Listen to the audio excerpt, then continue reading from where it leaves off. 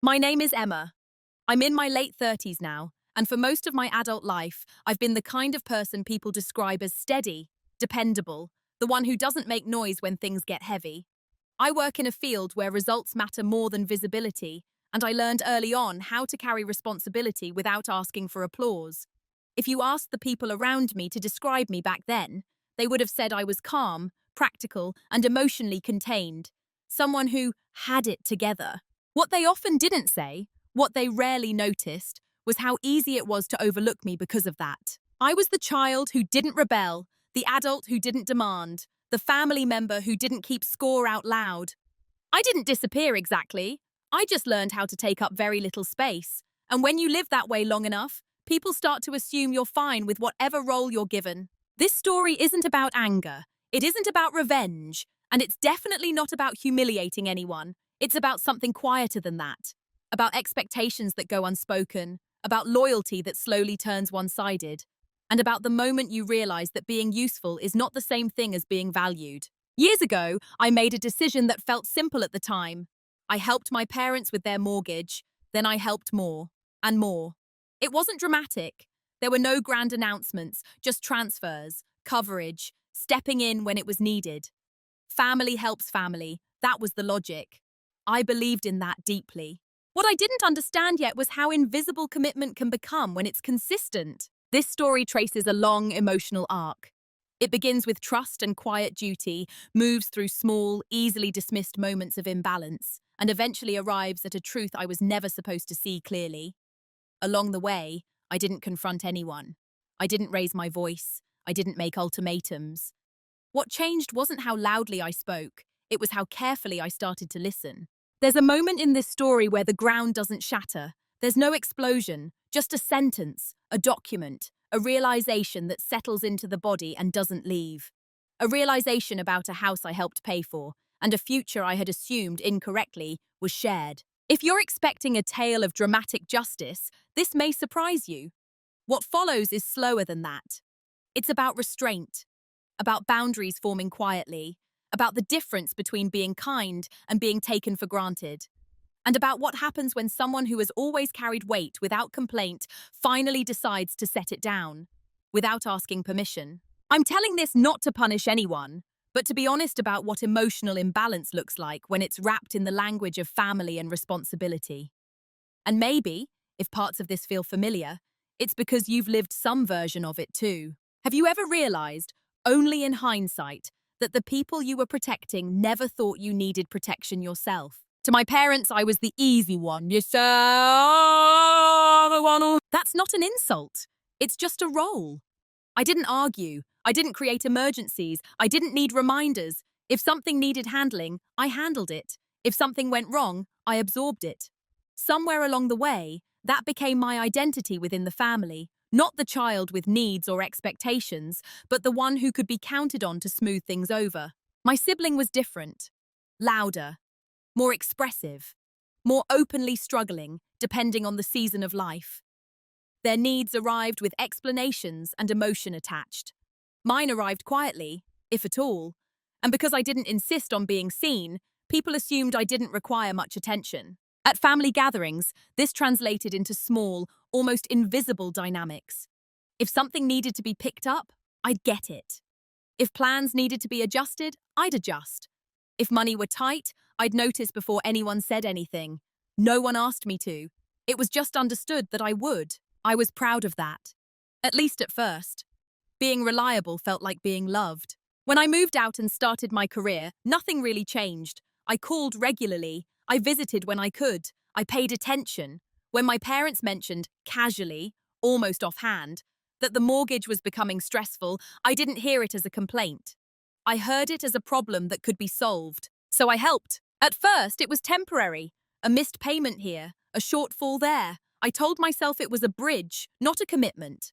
They were grateful, of course, but gratitude expressed once tends to fade when help becomes consistent.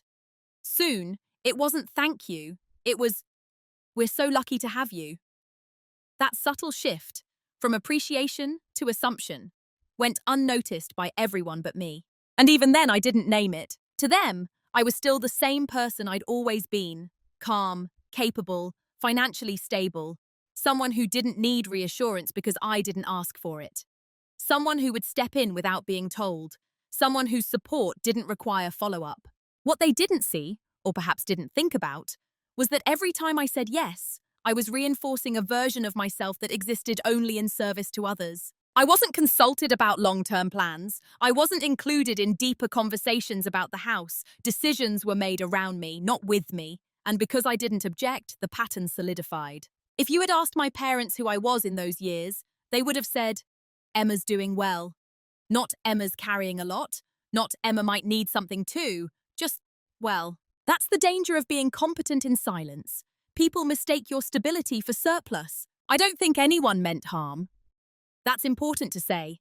There were no villains twirling moustaches, no deliberate cruelty, just a quiet redistribution of responsibility that leaned heavily in one direction, because it could. And I let it, because being needed felt better than being questioned, because I believed that consistency would eventually be recognized as commitment, because I thought family kept track, even if they didn't say it out loud. I didn't know yet that roles, once assigned, are rarely revisited unless someone refuses to keep playing them. At that point in my life, I didn't refuse. I stayed dependable, I stayed reasonable, I stayed quiet. And in doing so, I became something very specific to them. Not a stakeholder, not a decision maker, but a resource. The first moment that stayed with me didn't arrive as a confrontation. It was so small that if I had mentioned it to anyone else, they probably would have waved it away. That's the thing about early boundary violations. They don't announce themselves. They slip in quietly, disguised as normal conversation. We were sitting at this kitchen table in my parents' house. The same house I had started helping pay for by then, though no one referred to it that way. Coffee mugs between us. Paper mail is stacked to one side. My father was talking about the future in the vague, comfortable way people do when they assume it will take care of itself. He said something like, "When the house is yours someday, you'll probably want to redo the back room." He wasn't talking to me. He was talking to my sibling. I remember the pause, not dramatic, just long enough for my mind to catch up. I was sitting right there. My name had come up earlier in the conversation. My contribution was not a secret. And yet, the assumption was clear and effortless. Ownership was already mentally assigned, and I wasn't part of that picture. No one noticed my silence. No one corrected the sentence. It floated past like an ordinary remark. I told myself it didn't matter. I told myself it was just wording. That my father meant family, not a specific person. That I was being sensitive. That it would be petty to take note of something so minor when there were real responsibilities to focus on. So I smiled. I sipped my coffee. I let the conversation move on. But something about that moment lodged itself in me. After that, there were others. A comment about who would live here one day. A joke about renovations my sibling might want to make. Casual references to their house in a future tense quietly excluded me. Each one is small enough to dismiss. Each one is easy to rationalize. And each one was noticed only by me. What made it harder was that my sibling never corrected it either. They didn't claim it outright, but they didn't deflect it. They accepted those assumptions the way people accept compliments they didn't ask for, by staying silent and letting them land. Meanwhile, I kept paying. Not because I felt pressured, not because anyone demanded it, but because I had already internalized the idea that my role was support, not authorship. Assistance, not ownership. I was helping them, not building something that included me. I wish I could say that this realization changed my behavior immediately. It didn't. Instead, it created a quiet cognitive dissonance I carried around like a pebble in my shoe, noticeable, irritating, but not yet painful enough to stop walking. Every time I sent money, I told myself it was temporary. Every time ownership language came up without me, I told myself it would be addressed later. I believed there would be a natural moment when things would be clarified. That moment never arrived on its own. Looking back, that first small cut wasn't about the house at all. It was about acknowledgement, about whether the contribution is automatically translated into consideration, about whether my presence in the equation was assumed or merely convenient. The unsettling part wasn't that I was excluded. It was how easily that exclusion felt normal to everyone else. And the most uncomfortable truth? I helped normalize it by saying nothing. Once something happens twice, it starts to feel like a pattern. Once it happens often enough, it begins to feel like background noise. That's how the dismissals settled into my life. Not as sharp insults, but as a low, constant hum. Easy to ignore if you weren't listening for it. Impossible to unhear once you were. By then, my help with the mortgage had become routine. The payments went out on schedule, like any other bill. There were months I covered the full amount, months I filled the gap. It was never framed as a sacrifice. It was framed as, oh, what works for everyone? And because I didn't object, that framing stuck. Conversations about the house continued without me at the center of them. Renovations were discussed as hypotheticals. Long-term plans were imagined aloud, and almost every time, the future had a lead character. And it wasn't me. I learned to swallow the reaction before it reached my face. There's a particular kind of rationalization you develop when you want to stay peaceful at your own expense. I told myself my parents were from a different generation, that they didn't think in terms of fairness the way people do now, that intentions mattered more than structure, that love wasn't measured in paperwork or titles. I told myself that needing acknowledgement was ego, that real generosity didn't require credit, that if I pushed for clarity, I would be introducing tension where none existed. So I stayed quiet. I stayed helpful. I stayed reasonable. And in doing so, I trained everyone, including myself, to see my contribution as environmental, like electricity, necessary,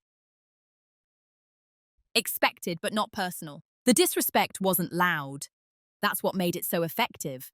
It came in the form of assumptions, that I would cover it this month, that I didn't mind, that I was fine, that my life was flexible, that my money was available, that my future didn't require the same consideration. No one asked those questions outright. They didn't have to. The answers had already been established by my silence. There were moments, brief ones, when I considered saying something, when the words rose up and hovered, waiting to be spoken. But each time, I imagined the reaction, confusion, defensiveness, hurt feelings. I imagined being told I was overthinking it, that it was just family, that money complicated things unnecessarily. And I didn't want to be the one who complicated things. So I absorbed it, again and again. I let my role solidify into something narrow and rigid, the reliable one, the supporter, the backup plan, useful, but not central. What I didn't understand then was that patterns don't just reflect how others see you, they reshape how you see yourself. Over time, I stopped expecting inclusion. I stopped waiting for acknowledgement. I stopped assuming my stake would be recognized organically. I began to believe that asking for clarity was somehow a violation of the peace I had helped maintain. That belief kept me compliant. It also kept me invisible. The disrespect didn't escalate. It didn't need to. It simply continued, normalized by repetition and reinforced by my cooperation. Everyone else moved forward comfortably, unaware that something essential was eroding beneath the surface. I was still present, still helpful, still calm, but somewhere inside, a quiet distance was forming. Not resentment, at least not yet. Something more subdued, more alert. The beginning of awareness. Roles in families are rarely negotiated. They're assigned early, reinforced often, and questioned almost never. By the time I noticed mine clearly, it was already deeply embedded. I wasn't the decision maker. I wasn't the heir. I wasn't even the mediator. I was the stabilizer, the person who made sure things didn't fall apart, quietly, in the background. It showed up in subtle ways. When there was stress, I was informed, not consulted. When plans were made, I was updated after the fact. When money was discussed, it was framed as a temporary issue, one I would help solve, not one I would help shape. No one asked what I wanted in the long term. No one asked how this arrangement fit into my own future. The assumption was that my life existed in a kind of open-ended flexibility, ready to accommodate whatever the family needed. And I played along. Part of me believed that reliability would eventually earn me a seat at the table. That once things stabilized, once the house was secure, there would be a natural conversation about fairness and acknowledgement. I trusted that adults who loved me would notice, eventually. Another part of me, the quieter, more honest part, already knew that roles don't dissolve on their own. They persist because they're convenient. My sibling, meanwhile, occupied the visible role. They were discussed in terms of future, potential, and need. Their struggles were contextualized, their mistakes were explained. Their presence in the story of the house felt assumed, even inevitable. Mine felt optional. I don't think my parents consciously decided this. It wasn't a meeting, it wasn't a plan, it was a drift. Toward the child who required more attention, toward the narrative that felt more emotionally compelling, toward the path of least resistance. And I was very little resistance. The role I was assigned came with praise, but it was a specific kind of praise. You're so strong. You're so capable. We don't worry about you. At first, those words felt affirming. Over time, they started to feel like a dismissal. Because we don't worry about you often meant we don't check in. You're so capable meant you don't need consideration. You're fine meant you can wait. I began to see how my silence had been interpreted not as grace, but as consent. That realization didn't make me angry. It made me attentive. I started noticing how often my contributions were described as help, never as investment. How the house was spoken of as a future asset for one person, not a shared responsibility. How my presence in the equation was assumed only in moments of need. I was reliable, useful, and invisible. The ideal combination for everyone except the person living inside it. And still, I didn't confront anyone. I didn't correct the narrative. I didn't stake a claim, because confronting the role would have meant disrupting the peace. And I had been conditioned to believe that maintaining peace was my responsibility too. What I didn't realize yet was that peace built on imbalance is fragile. It holds only as long as one person keeps absorbing the weight. I was still absorbing it then, but I was also starting to see the shape of the role clearly. And once you see a role for what it is, it's very hard to keep playing it unconsciously. The shift didn't happen during an argument. There was no raised voice, no dramatic reveal. It happened on an ordinary afternoon, the kind you forget unless something inside you changes. I was alone, sitting at my desk, reviewing my finances. Not because of a crisis, just a habit I'd developed over the years. I tracked things carefully. Patterns, outflows, commitments. Numbers have a way of telling the truth when people don't mean to. As I added up the totals, something stopped me. I'd done this calculation before, loosely, but this time, I stayed with it. I pulled old statements. I went back further than usual, month by month, year by year. What I saw wasn't shocking, it was clarifying. I had paid a significant portion of the house, not just helped, not just assisted, I had underwritten its stability. And yet nowhere in my planning did that reality exist as an asset, only as an expense. That was the moment the internal shift occurred. Not anger, not betrayal, just a quiet, unmistakable understanding. I was funding something I had no defined place in. I leaned back in my chair and let that thought settle. It didn't hurt the way emotional realizations usually do. It felt clean, like a lens snapping into focus. I realized that I had been waiting for someone else to validate a role I had never claimed, waiting for fairness to arrive organically, waiting for acknowledgement that was never promised. And in that waiting, I had postponed my own agency. That afternoon, I didn't call anyone. I didn't confront my parents. I didn't change a single behavior outwardly. I finished my workday. I made dinner. I went to bed. But something had shifted permanently. I stopped interpreting silence as harmony. I stopped equating helpfulness with belonging. I stopped assuming that good intentions would eventually correct structural imbalance. For the first time, I allowed myself to consider the possibility that no one was coming to fix this but me. That thought wasn't empowering in a dramatic way. It was sobering. It meant responsibility, not just for others, but for myself. I didn't decide what I would do next. I didn't even decide that I would do anything at all. What changed was more subtle than action. I stopped excusing the imbalance. I stopped minimizing the pattern. I stopped telling myself that clarity would come later. From that day on, every interaction, every assumption, every financial request passed through a new filter. Not suspicion, awareness.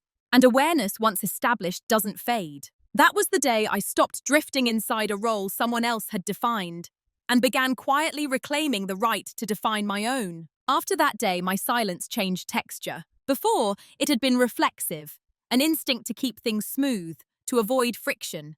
Now, it was deliberate.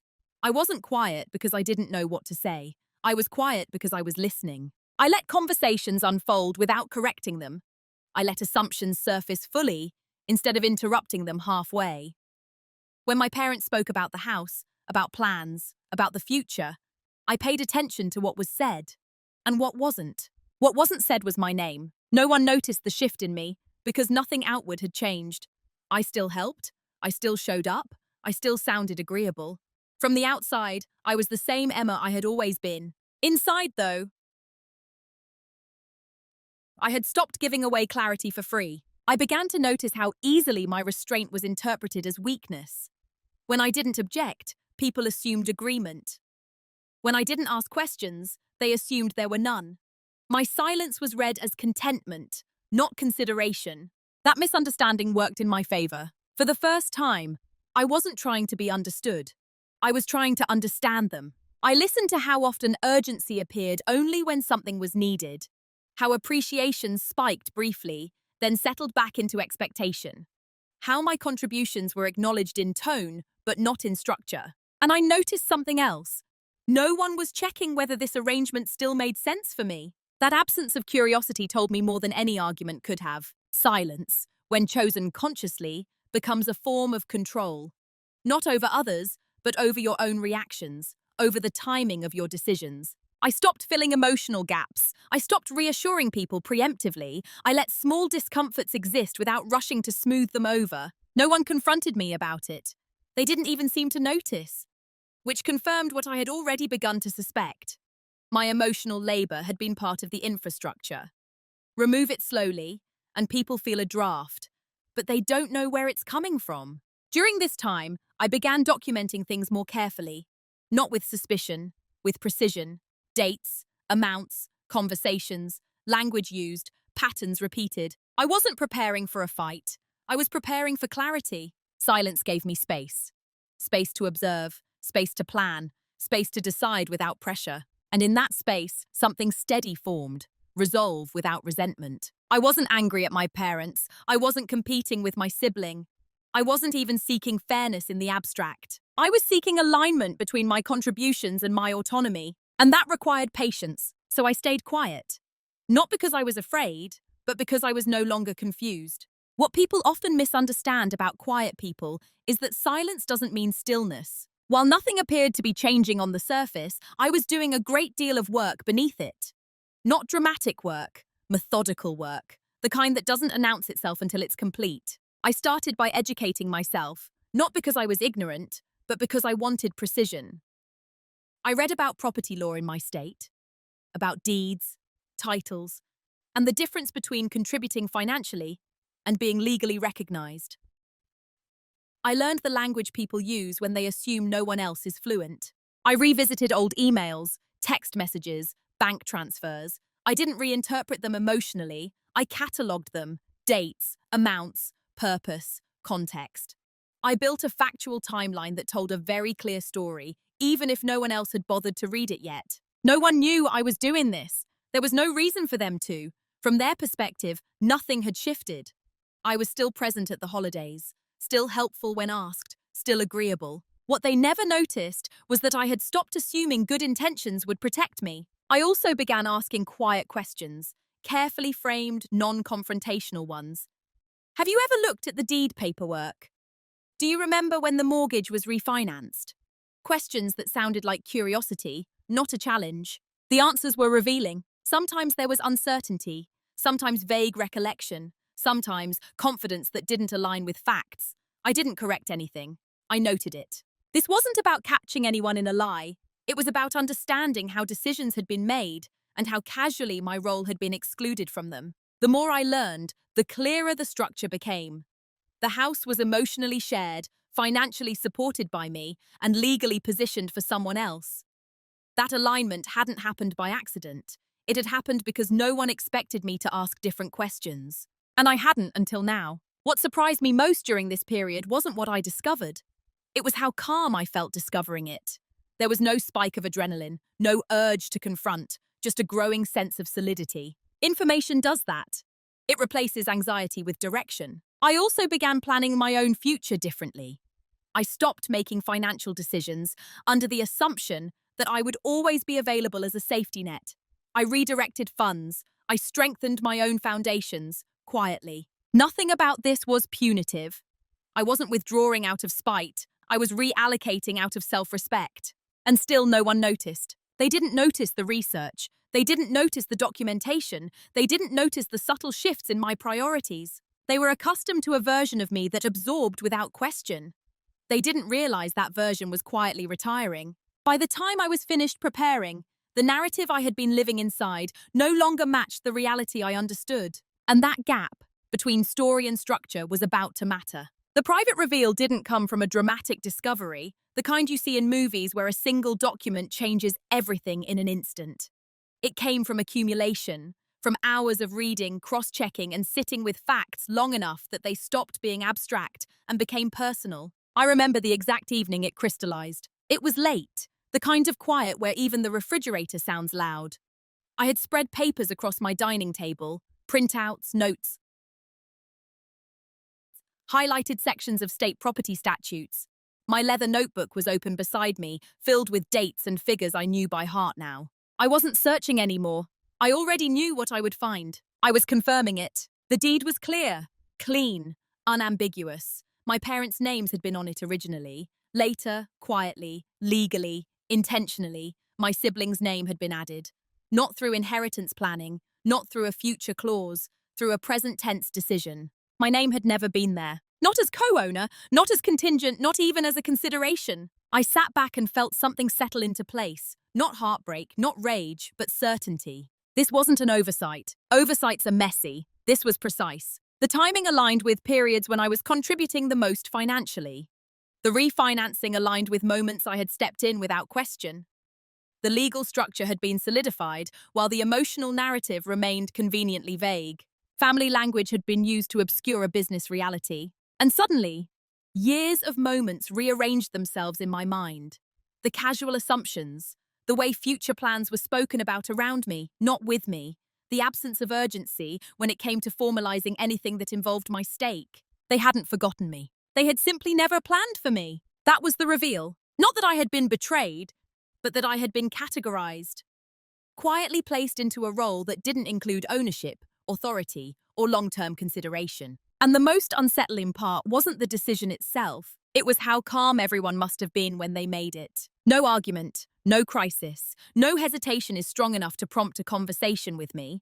Just a choice that felt logical to them, because I had never made myself illogical to overlook. I didn't cry, I didn't pace, I didn't call anyone. I sat there and let the truth become complete. For years, I had believed that fairness would emerge naturally from contribution, that love would eventually translate into structure, that my consistency would make my inclusion inevitable. What I was looking at proved the opposite. Structure reflects intention, not effort, and their intention had been set without me in mind. There was a strange relief in that clarity. Painful, yes, but also grounding. It meant I could stop interpreting the past as a misunderstanding. I could stop wondering if I had failed to communicate something properly. I could stop replaying conversations, searching for the moment I should have spoken up. There was no missing moment. This outcome didn't hinge on one conversation I failed to have. It hinged on a long-standing comfort with my silence. Once I accepted that, the emotional fog lifted. I wasn't dealing with a moral dilemma anymore. I was dealing with a structural one. And structures can be responded to strategically. I began to think not in terms of confrontation, but alignment. What did I want my life to look like moving forward? What obligations was I actually responsible for, and which ones had I simply assumed? What did fairness mean when emotion and legality diverged so clearly? The answers weren't immediate, but they were calmer than I expected. I didn't feel vengeful. I didn't feel victimized. I felt awake. I also realized something important. No one knew that I knew. The knowledge lived entirely inside me, untouched, unreacted to, unspoken. That made it powerful, not because it gave me leverage over them, but because it gave me control over myself. I didn't need to announce what I had learned. I didn't need to force an explanation. I didn't need to demand recognition. I needed to decide what I would no longer participate in. That night, before I closed my notebook, I wrote one sentence at the bottom of the page. Not a threat. Not a promise. Just a boundary, articulated clearly for the first time. I will not fund a future I am not included in. Reading that sentence didn't make me feel cold. It made me feel honest. And honesty, once you claim it internally, doesn't require an audience. The reveal stayed private, not because I was afraid of what would happen if I spoke, but because I finally understood the advantage of timing. For the first time, I wasn't reacting. I was choosing. The days after the reveal were quieter than I expected. I didn't wake up with a sense of urgency. I didn't feel the need to act immediately, as if delay would weaken my position. In fact, the opposite happened. Time slowed down, and with it came a level of clarity I had never experienced before. This was the decision point. Not because I had to choose quickly, but because every option was finally visible. For the first time, I allowed myself to think in branches instead of loops. One option was confrontation. I could call my parents, ask direct questions, lay out what I knew, and force the conversation that had been avoided for years. I could name the imbalance, the contributions, the absence of my name from the structure that my money had stabilized. I imagined how that would go. There would be a surprise, maybe denial at first, then explanations framed as intentions. We didn't think it mattered. We assumed you understood. It wasn't meant to hurt you. Words that focused on feelings, not facts. Emotions that required managing, mine included. And at the end of it, what would actually change? Another option was negotiation. I could ask to be added retroactively. I could propose restructuring. I could quantify my contributions and suggest an arrangement that acknowledged them. That path required agreement, consent, willingness from people who had already shown comfort with excluding me when it suited them. I didn't doubt they would discuss it. I doubted they would feel urgency. A third option was withdrawal, sudden, noticeable, emotionally charged. I could stop payments abruptly. I could demand explanations. I could let the disruption speak for itself. But disruption invites chaos, and chaos creates narratives you don't control. I didn't want to be framed as emotional, reactive, or punitive. I had spent too long being underestimated to hand anyone that story. Then there was the option I hadn't considered before, because it hadn't felt available. Quiet disengagement. Not a declaration, not a threat. A structural decision made calmly, consistently, and without spectacle. I realized something important in those days. My power didn't come from what I could demand. It came from what I could withhold. Not emotionally, but strategically. I had been operating as if my only leverage was confrontation.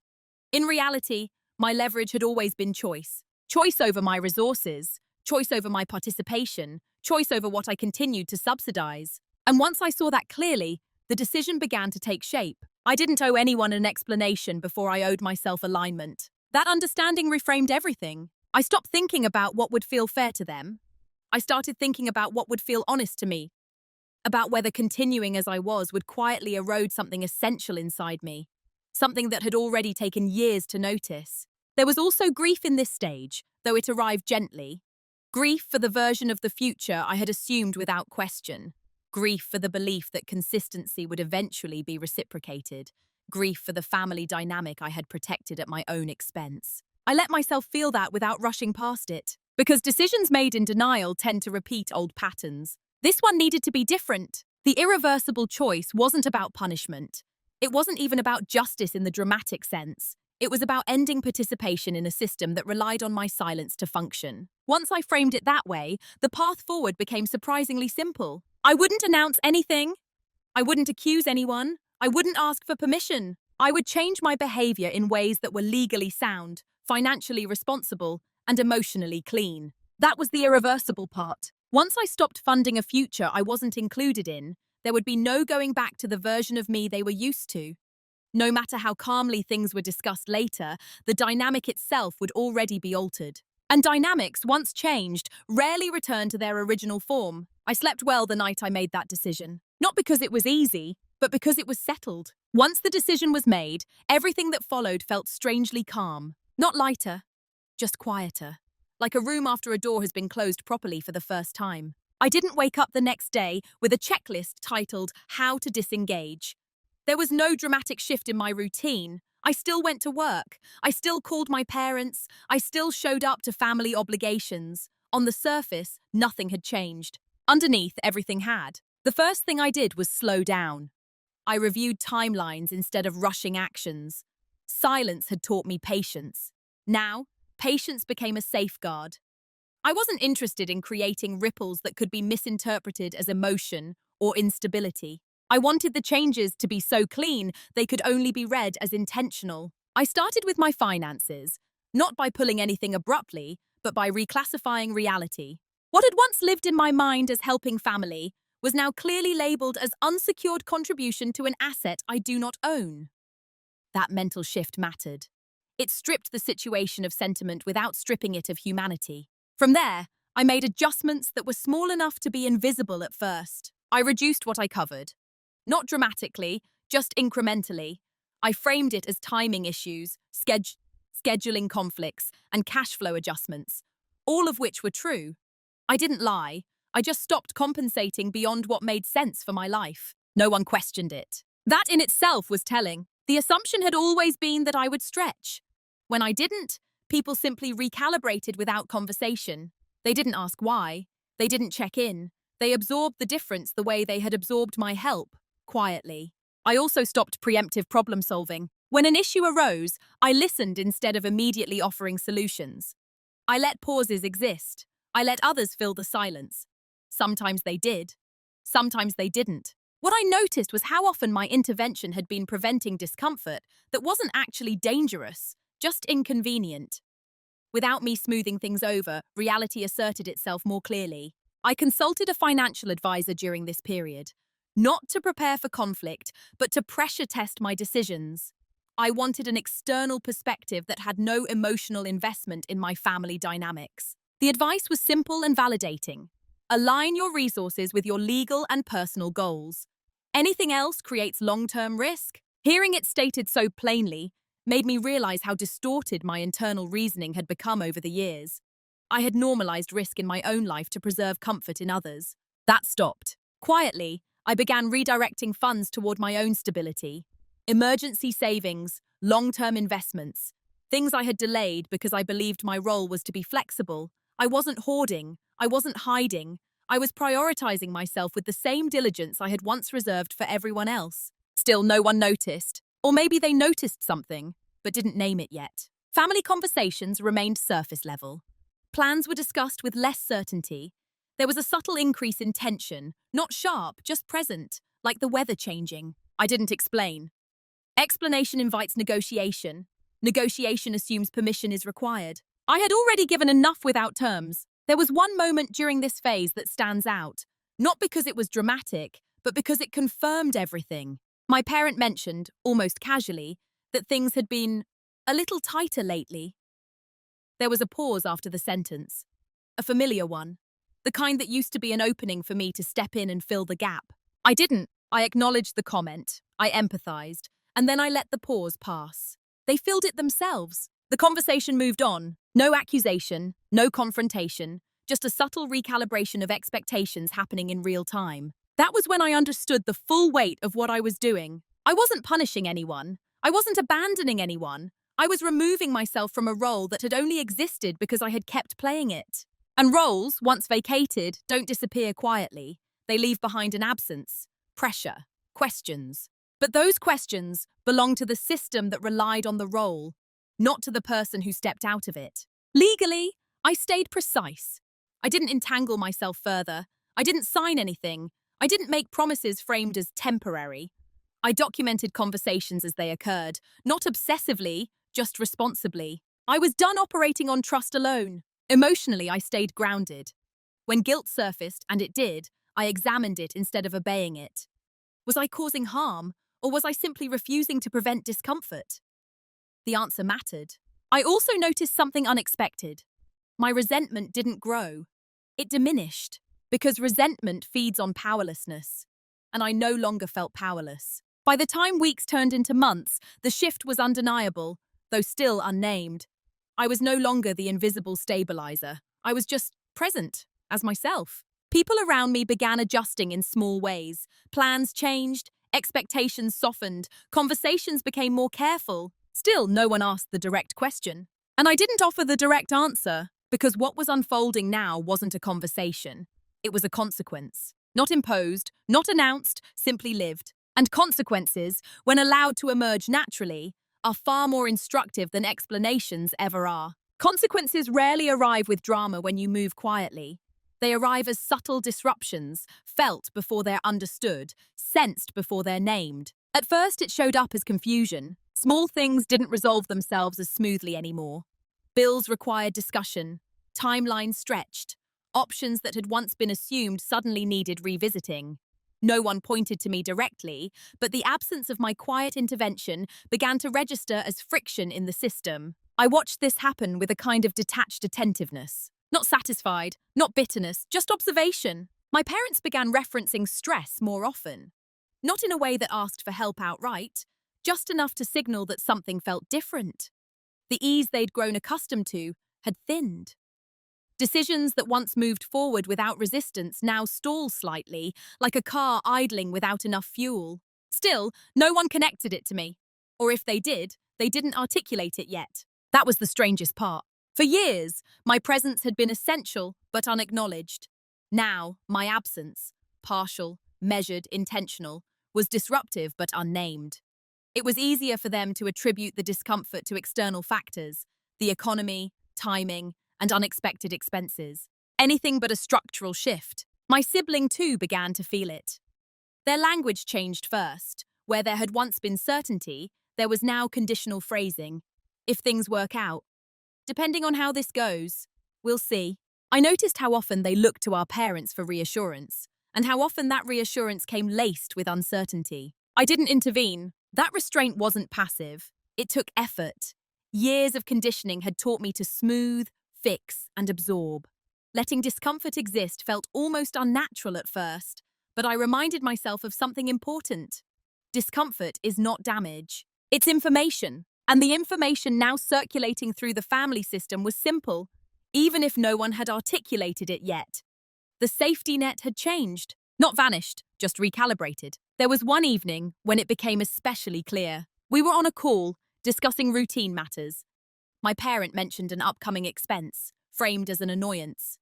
There was a pause, longer this time, the kind that waits for a familiar response. I responded calmly, sympathetically, but without offering a solution. The silence that followed was different. Not awkward, not tense, revealing. They moved on, but the conversation never fully recovered its rhythm. Something had shifted permanently, even if they didn't know how to name it. In the weeks that followed, I noticed an increase in emotional labor being directed elsewhere. My sibling leaned on more. External options were considered. Conversations that once happened privately now required negotiation. The system was adapting. An adaptation is rarely comfortable at first. I stayed consistent. That was key. No wavering. No backsliding. I didn't overcorrect or withdraw further. I simply maintained the new boundary as a steady fact, not a reaction. People often expect consequences to come with explanations, but explanations soften the impact. They give people something to argue with. Consequences without commentary force reflection. And reflection, when it arrives uninvited, can feel unsettling. There were moments I felt the old pull, to clarify, to reassure, to re-enter the stabilizing role.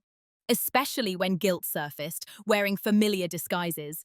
They didn't mean it. They're trying their best. Isn't this what family does? But then I would return to the facts. I had funded something I had no place in. I had been excluded without malice, but also without hesitation. I had adjusted my behavior to match reality, not emotion. That grounding kept me steady. Gradually, the tone shifted. Questions became more pointed. Not accusatory, but curious.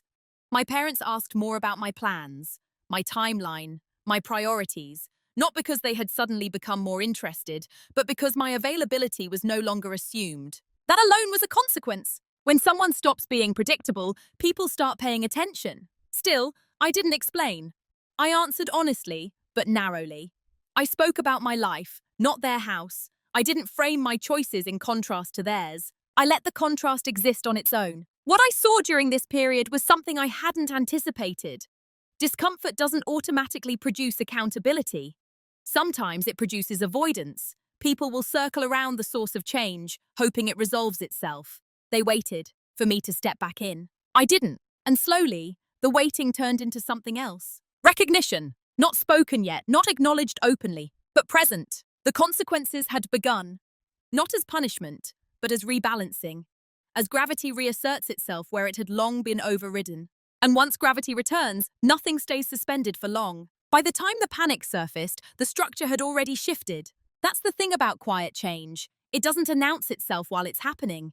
People only notice it once the old assumptions stop working. And by then, reversing it requires more than good intentions. The first signs weren't dramatic. They came in the form of urgency disguised as concern. My parents started calling more often.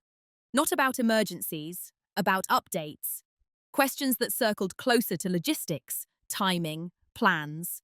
There was a subtle pressure beneath the conversations, like someone testing the ground to see if it would still hold. It didn't. What they were really asking, without saying it, was whether the old arrangement could be restored, whether my availability could be counted on again in the way it once had been. I answered honestly, but calmly. I spoke about my commitments, my priorities, my need to plan long term. I didn't reference the house, I didn't reference the deed, I didn't reference the past. That absence unsettled them more than the accusation ever could have. At some point, the realization landed.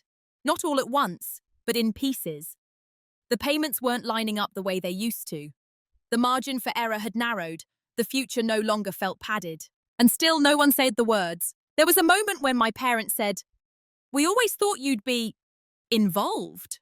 The sentence trailed off. I didn't complete it for them, because involvement without inclusion is not a misunderstanding, it's a convenience. They tried to fix it emotionally first, expressing appreciation, referencing everything I'd done, reminding me of how much I was trusted, how much I was relied on. All true, all too late. What they didn't do was acknowledge the structural choice that had created this gap. Fixing feelings without fixing foundations doesn't work. Eventually, the questions became more direct. Not confrontational, but searching. Did something change? Are you okay? Is there something we should know? I answered the last one carefully. There's nothing you don't already know, I said. And that was the truth, because the issue wasn't a lack of information. It was the belief that clarity could be postponed indefinitely without consequence. They were discovering, slowly, uncomfortably, that some decisions harden with time. That once someone aligns their actions with reality, they don't revert simply because others are uncomfortable. By the time they seemed ready to talk about options, my decision had already been lived into.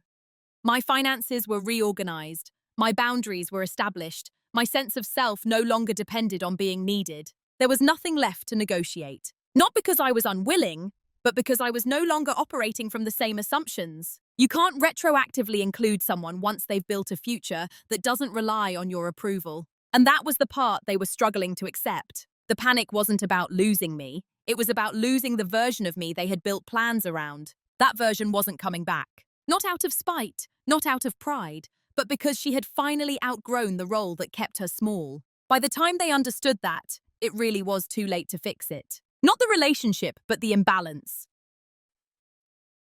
And an imbalance, once corrected, doesn't politely return. The confrontation, when it finally came, was almost anticlimactic. No raised voices, no accusations, no dramatic unveiling of documents. Just a conversation that had been delayed so long it arrived stripped of urgency. We were sitting together, not at the kitchen table this time, but in the living room.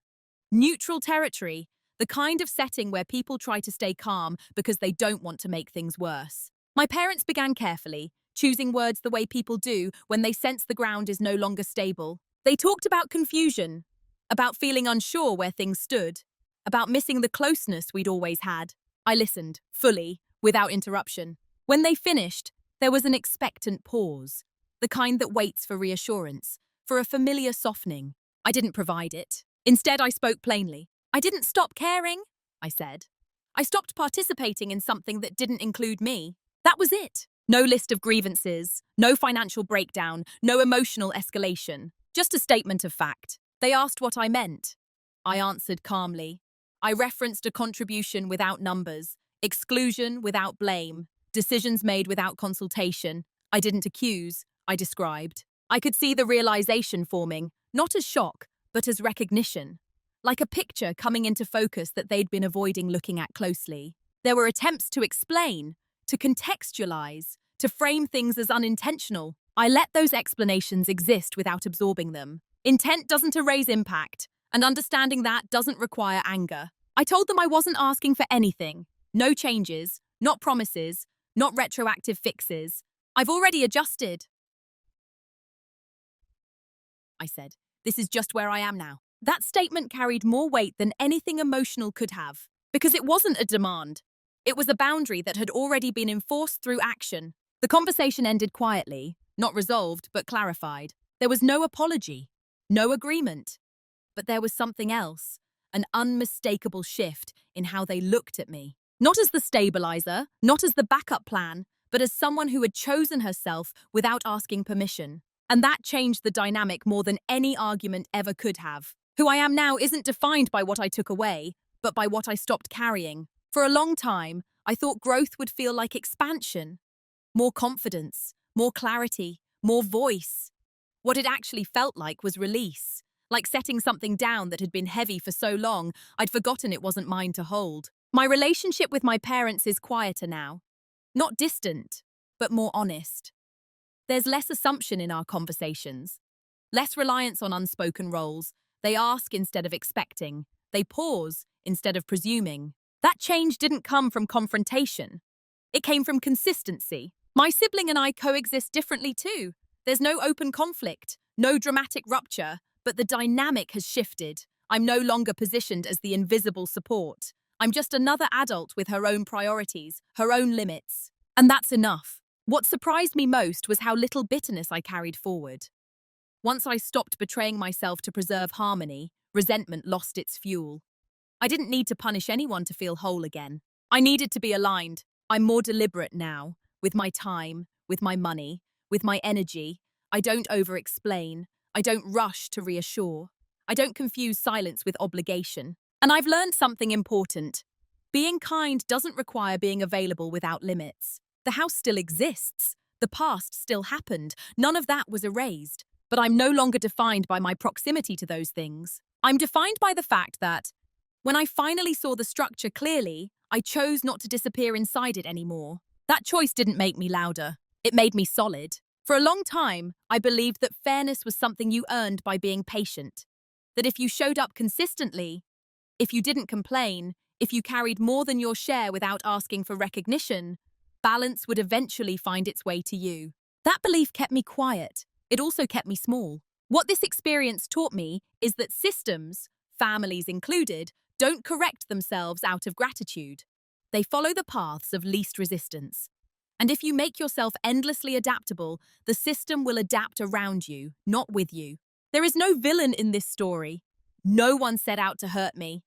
But harm doesn't require malice. It only requires an imbalance to go unexamined long enough.